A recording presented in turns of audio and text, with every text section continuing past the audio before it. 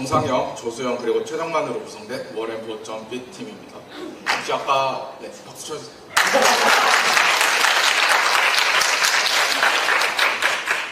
아까 음악들 좋아하시는 것 같은데 혹시 돈도 좋아하시나요? 그럼 발표 재밌게 들어주시면 좋을 것 같습니다. 저희는 주식 예측을 주제로 이번 프로젝트를 진행했습니다. 다음과 같은 순서로 인트로, 그리고 데이터 전처리, 그리고 머신러닝, 그리고 포트폴리오를 구성하는 것으로 발표를 진행하겠습니다. 전설적인 투자자, 워렌 버핏의 공동 창업자이자 파트너이자 버크셔 해서웨이의 공동 창업자인 찰리 먼거는 다음과 같은 말을 하였습니다.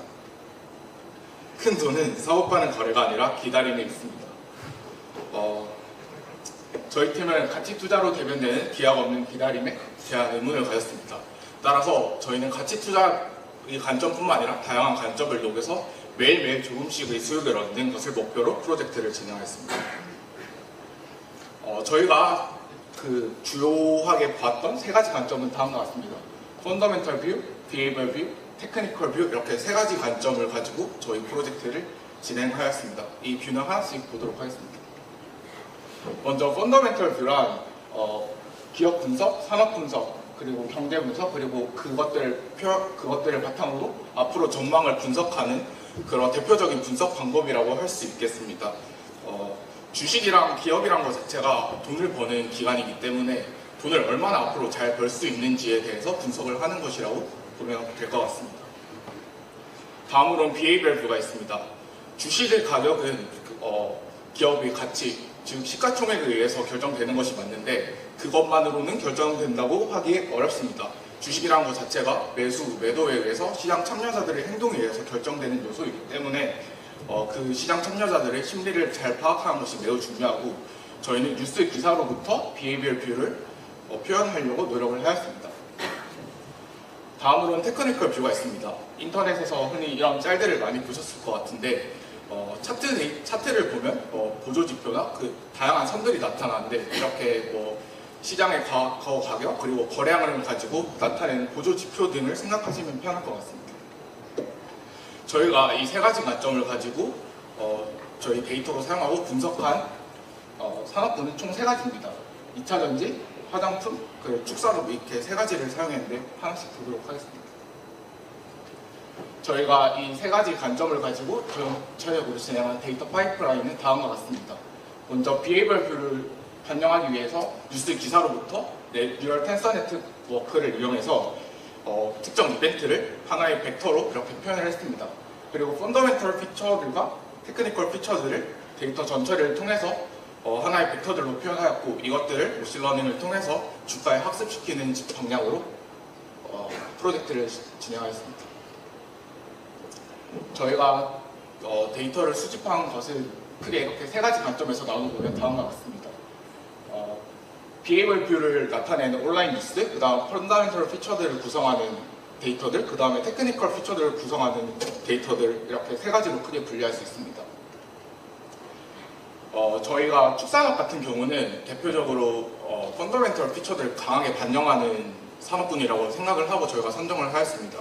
왜냐하면 산업군 간의 매출 총이익률을 비교해봤을 때 매출 총이익률이 낮고 전방 산업과 후방 산업이 뚜렷하게 구분되기 때문에 펀더멘털 피처들이 강하게 반영될 것이라고 저희는 판단을 했었고 따라서 돼지고기, 소고기, 닭고기 등 육류 가격과 거래량 그리고 그들의 사료에 관련된 산업을 하는 경우 밀, 대두박, 옥수수 등 곡물 가격 등을 사용하였고 또 기업의 기본적인 데이터인 재무지표 데이터 등을 사용했습니다.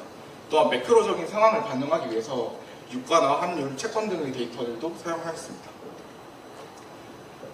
저희가 그와 반대로 화장품 산업 같은 경우는 비헤이비얼, 이벤트적인 관점이 강하게 반영된다고 판단하였습니다. 화장품 산업 같은 경우는 특정 원자재의 가격이 중요한 것이 아니라 사람들이 어떻게 생각하는지 마케팅적인 관점이 매우 강하게 적용되는 산업입니다. 따라서 그런 시장들의 관점을 반영하기 위해서 각 기업명에 대한 뉴스, 그 다음에 화장품 산업 자체가 중국과의 대중 관계가 매우 강하기 때문에 그런 관련된 키워드를 통해서 네이버 뉴스에서 20년치를 크롤링하여서 데이터를 수집하였습니다. 2차 전지 같은 경우는 이 줄의 관계를 모두 반영한다고 생각해서 그 가운데에 있는 산업군으로 저희가 선정하여서 크게 3가지 산업군으로 프로젝트를 진행하였습니다. 먼저 펀더멘털 피처 같은 경우는 아까 보셨듯이 재무제표 데이터, 그 다음에 산업군별 현장 변수, 매크로 데이터를 통해서 다음날의 주가 예측에 유의한 피처들을 저희가 뽑고자 하였습니다. 먼저 데이터 전처리와 결칙지 등을 진행해 주었고, 여러 나이브한 모델에서 피처 임포턴스를 뽑아서 각 모델에서 공통적으로 보는 피처들을 추출하여서 차원을 줄이고자 하였습니다. 다음으로는 이벤트 인베딩입니다.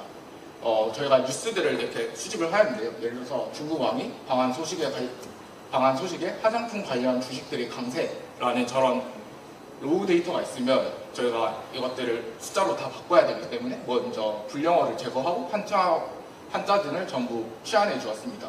이후에 인베딩 품질을 높이기 위해서 전부 영어로 번역을 해서 진행을 하였습니다. 저희가 이렇게 아까 기사에서 번역된 기사가 있으면 다음으로는 여기서 SVO, 주어, 동사, 목적어를 뽑았습니다. 이렇게 구조화된 벡터를 만들어서 뉴럴 텐서 네트워크라는 곳에 저희가 적용을 시켰습니다. 뉴럴 텐서 네트워크는 네거티브 샘플링을 통해서 진행되는 네트워크인데 방금 예시화처럼 중국 왕이 한국을 방문했다는 소식에 화장품 산업이 강세를 보인다 라는 이런 기사가 있었으면 거기서 동사라는 릴레이션을 고정으로 놔두고 주어나 목적어들을 네거티브 샘플링을 해서 잘못된 문장들을 생성해냅니다. 그렇게 해서 올바른 문장과 잘못된 문장이 멀게 인베딩이 되도록 인베딩을 해주는 게 뉴럴 텐서 네트워크라고 생각하시면 될 것 같습니다. 다음과 같이 이제 16차원으로 해당 날짜의 모든 기사들을 16차원으로 저희가 인베딩을 하였고, 그것들을 하나의 날짜에 하나의 주식에 적용할 수 있게 그 관련된 사건들은 평균을 해서 해당 날짜에 각 하나의 벡터 값들을 다 저희가 사용을 하였습니다. 저희가 화장품 산업에 굉장히 강하게 이것이 적용될 것이라고 예측을 하였는데, 여기 보시면 저희가 분석한 프로젝트 진행한 한국화장품이라는 기업입니다. 여기서 파란 선은 진짜 주가의 움직임을 의미하고, 빨간 선은 저희 모델이 예측한 것을 토대로 트레이딩을 했을 때 그 가치를 의미를 합니다. 그래서 왼쪽 같은 경우는 이벤트 벡터를 저희가 빼고 학습을 진행하였을 때 결과를 보여주고, 오른쪽 같은 경우는 이벤트 벡터를 포함하고 학습을 진행하였을 때 결과를 보여줍니다. 볼 수 있듯이 오른쪽의 결과가 상당히 월등함을 알 수 있습니다. 마지막으로 테크니컬 인디케이터입니다. 테크니컬 인디케이터 같은 경우는 차트의 기본적인 데이터, 시가, 종가, 고가, 저가, 거래량 등을 통해서 만들어내는 보조 지표라고 생각을 하시면 되는데, 그 가격의 상승 압력과 하락 압력의 상대적인 비율인 RSI나 가격의 그 움직이는 속도 등을 표현한 모멘텀 등의 그런 대표적인 인디케이터 데이터들이 있습니다. 그것들을 한 10가지 정도 저희가 사용하여서 프로젝트를 진행하였습니다. 그래서 이렇게 완성된 데이터셋에 저희가 모델을 학습하고자 할 때 먼저 고민한 것은 저희가 머신러닝을 적용할지 딥러닝을 적용할지 고민한 것이었습니다. 저희는 1데이터 기준으로 학습을 진행했기 때문에 데이터 개수가 그렇게 많지가 않았습니다. 1년 중에 약 250거래 정도가 있고, 저희가 10년치 데이터를 사용한다고 해도 로우가 2,500밖에 생성되지가 않습니다. 또한 그것들을 트레인 발리드 셋으로 다 나누게 되면 트레인 셋의 숫자가 매우 부족함을 알 수 있습니다. 또한 뿐만 아니라 10년치 데이터를 모두 사용할 수 없는 경우도 많았습니다. 중간에 상장되거나 사업의 내용이 중간에 바뀌는 경우 그 특정 기간 이후부터만 저희가 학습을 시킬 수 있었기 때문에 트레인 셋의 양에 저희가 제약이 많이 있었고, 따라서 저희는 머신러닝을 기준으로 모델을 학습하였습니다. 저희가 사용한 모델은 다음과 같습니다. 기본적으로 많이 사용하는 소프트 벡터 머신이나 트리 계열, 부스팅 계열을 많이 사용하였고, 그래서 캣부스트, 라이트GBM, 랜덤 포레스트 등을 사용했고, 그것들 단일 모델들을 앙상블하는 이제 보팅이나 스태킹, 그 다음에 배깅 등을 사용을 하여서 학습을 각각 진행하였고, 종목마다 다른 모델들을 다 적용시켰습니다. 저희가 머신러닝을 적용할 때 이제 저희는 주가가 이제 오르는지 떨어지는지 관심이 있어서 수익률을 저희가 목표하는 타겟으로 잡았는데, 저희가 생각했을 때 오를지 떨어질지만 알면 저희가 거래를 잘 할 수 있잖아요. 그래서 바이너리하게 이걸 라벨링을 진행시키면 왼쪽과 같이 그렇게 좋은 결과가 나오지 않습니다.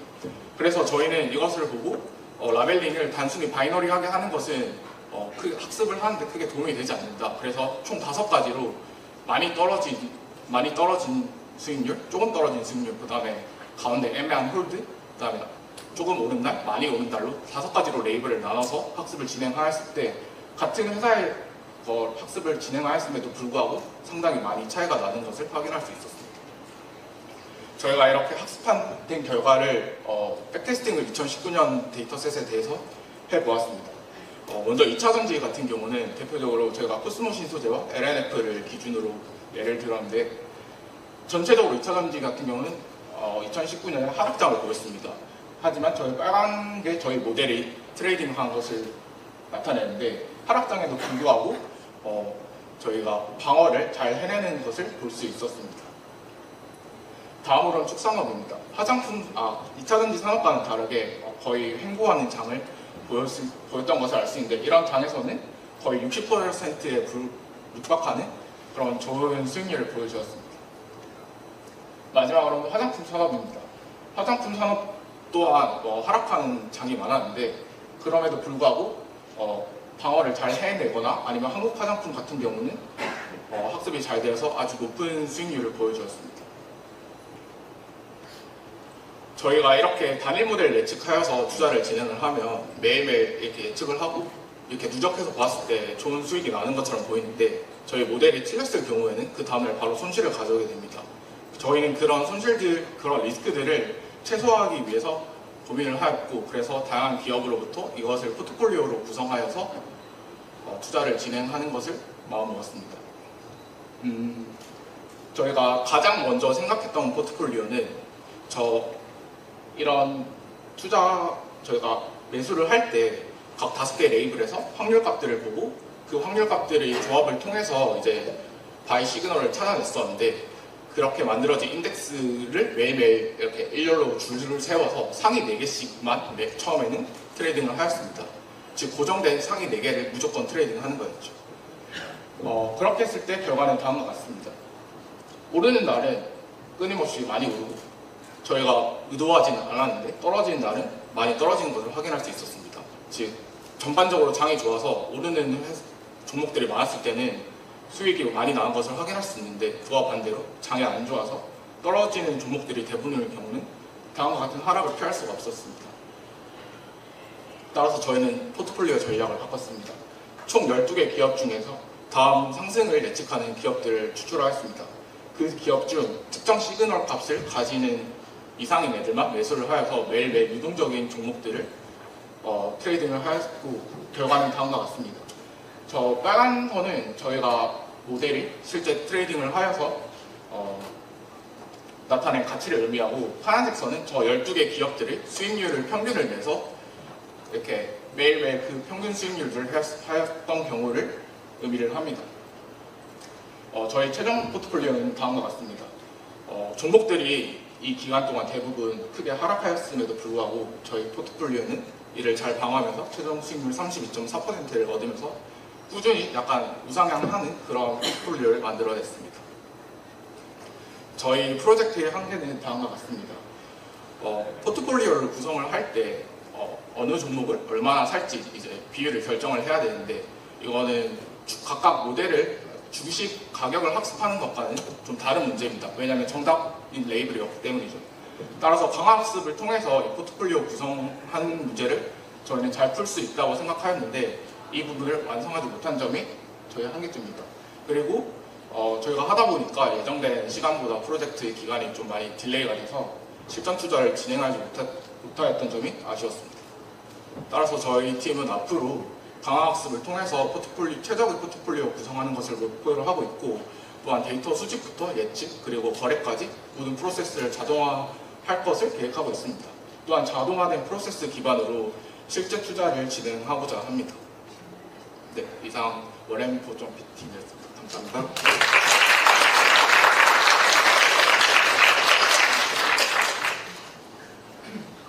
네, 질문 있으시면. 네. 매우 많이 올랐다라고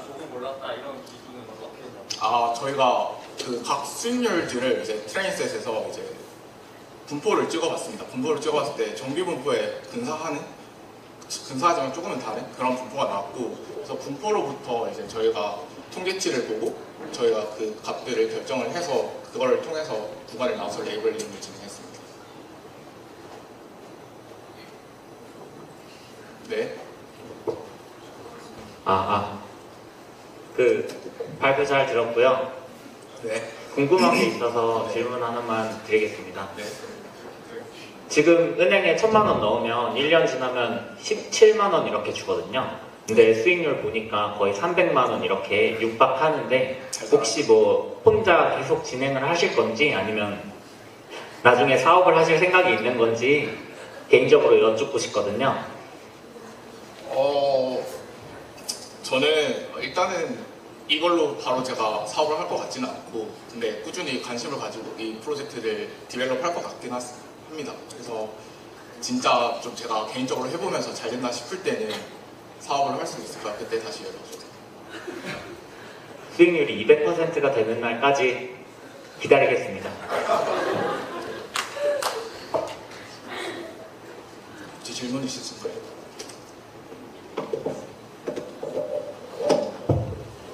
네, 질문 드리겠습니다. 운용 금액이 어떻게 되나요? 저희가 지금 실제 투자를 진행한 게 아니라 사실 이런 거 할 때 수익률이 중요하잖아요. 그러니까 저 오토 트레이딩 같은 경우에는 운용 금액에 따라서 네. 적용이 가능한 경우가 먹히는 알고리즘이 운용 금액이 커졌을 때 먹히지 않는 경우도 있다고 들었거든요. 네. 예리한 지적이신 것 같습니다. 그래서 저희도 사실 이렇게 실제 그런 기업에서 이런 종목들을 선정을 할 때 그 허들이 시가총액 3천억 이상인 기업들만 진행을 한다고 저는 들었거든요. 그래서 저희가 진행했던 기업들 중에서는 3천억이 안 된 애들도 있어요. 그런 애들은 당연히 거래량이 작겠죠. 그래서 앞으로 디벨롭을 할 때는 그런 종목, 그런 3천억 이상이 돼서 거래량이 충분히 나오는 기업들 위주로 할 생각이고, 사실 이런 관점으로 이런 트레이딩, 이런 매매를 하는 것은 한국 기업보다 사실 미국 기업, 유동성이 크고 거래량이 많은 미국 기업에 하는 것이 좋아서 앞으로는 그쪽으로도 진행을 해볼 생각이고, 거기서 한다면 충분히 그런 문제는 해결될 수 있을 것 같습니다. 혹시 하락장이 왔을 때에 대한 실험 결과도 있나요? 저희가 이거 했을 때 그 종목들은 대부분 하락장이었죠. 코스피 전체적인 시장 상황을 얘기하시는 건가요? 제가 들은 경우에는 이제 실제 회사에서 네. 진행했던 프로젝트인데 네. 하락장이 왔을 때 형편없이 손실이 나가지고 프로젝트를 접은 경우를 들었거든요. 네. 그래서 하락장이 왔을 때도 결과가 잘 나오는지 궁금해서 여쭤봤습니다. 저희 이런 산업들 같은 경우가 의도한 것은 아닌데 대부분 하락장인 경우 2019년 동안 주가가 하락하는 경우가 많았고, 그런 셋에 대해서 저희가 테스트를 진행했을 때도 잘 선방하면서 어느 정도 우상향하는 그래프들을 대체적으로 보여줬기 때문에 어느 정도 보완을 할 수 있지 않을까 싶고, 저희가 실제로 사용한 피처들 중에서도 그런 하락장의 그런 변동이 되게 크게 나오는 그런 피처들도 다소 사용을 하였습니다. 네, 알겠습니다. 감사합니다. 발표 잘 들었습니다. 네. 그 라벨링 하실 때 5개로 라벨링 하셨다고 하셨는데 네네. 어떤 수익률이 몇 퍼센트 기준으로 라벨링 하셨는지 궁금합니다. 저희가 지금 이 PPT에는 저희가 첨부를 안 해놨는데 저희가 아까 비슷한 질문이 나왔었거든요. 그래서 각 종목의 역대 기간 동안 수익률을 찍어보면 정규 분포에 가까운 그래프가 나와요. 그래서 가운데도 많이 몰려있겠죠. 그래서 그 부분은 좀 최소화하는 방향으로, 샘플 개수가 너무 차이가 많이 나면 학습하는데 안 좋으니까 하고, 저희가 이렇게 걔들 통계치를 보면서 메디안 값이나 75% 퍼센타일 그런 것들 막 보면서 그것들을 기준으로 저희가 나눴습니다. 그 데이터 분포를 찍어보고 레벨링을 진행을 했습니다. 그래서 정확한 값은 제가 기억이 안 나는데, 예를 들어서 마이너스 0.3%에서 0.3%는 홀드, 0.3%에서 3%까지는 업 1, 3% 이상은 업 2 이런 식으로 해서 약간 그런 느낌으로 라벨링을 진행을 했습니다. 답변이 되셨나요? 네, 감사합니다.